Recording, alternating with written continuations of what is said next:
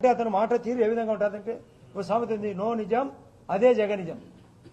బాగానండి, no నిజం అదే జగనిజం అంటే అబద్ధాలు చెప్పడమే ఆయన ఆయుధం.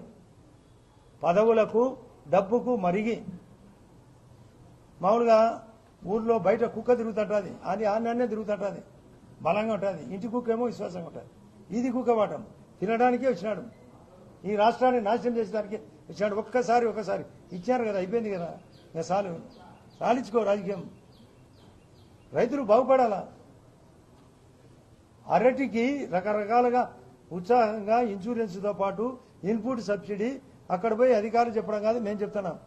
సెంట్రల్ ఇన్సూరెన్స్ పాలసీ ఉంది, ఫసల్ బీమా యోజన ఒక స్కీమ్, ప్రధానమంత్రి ఫసల్ బీమా యోజన. ఒక ఘాట్లో కుక్క ఉంటుంది, అది ఎద్దును తిననీయదు, తను తినదు. అంటే తను కట్టడు, తను ఎవరిని కట్టనీయడు. అంతా నాశనమైంది. ఇటువంటి వ్యవస్థ పోవాలో లేదో మీరు ఆలోచించాలి. అసలు ఇన్సూరెన్సు బనానాకు ఉంది అనే విషయం అతనికి తెలియదు. ఈరోజు అధికారులు స్పష్టంగా చూపించారు, అయ్యా స్వామి ఇన్సూరెన్స్ ఉంది, నీకు దరిద్రం ఏమి తెలియదు, నీకు అవగాహన లోపం ఉంది, అధికారం కావాలా, బటన్ నొక్కి అని బటర్ తినేది చెప్పడు. అందరికీ బటర్ మిల్క్ పంచినాడు, అది నీళ్ల మధ్య కానీ చాలాసార్లు చెప్పిన.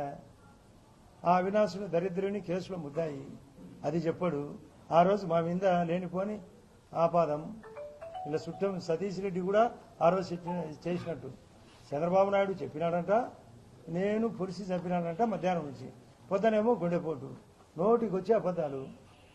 అధికారం పోయింది, డబ్బు కలెక్షన్ పోయింది, అవినీతి అందరూ పారింది. అవినీతి ఏమి చేయలేక మొన్న మీరు గమనించిన జనవరి 13వ నాడు వాళ్ళ ఇంట్లో ఒక డాక్టర్ చనిపోతే వచ్చినాడు, ఒక డిఎస్పీ గారిని మురళీ నాయకుని పిలిచినాడు.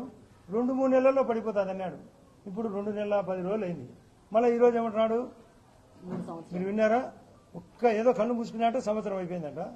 ఒక్క 2-3 నెలల్లో మళ్ళా పడుతుందంట. ఆ రోజు ఢిల్లీ పోయినాడు, 18 రోజుల్లోనే రాష్ట్రపతి పాలన అంటాడు.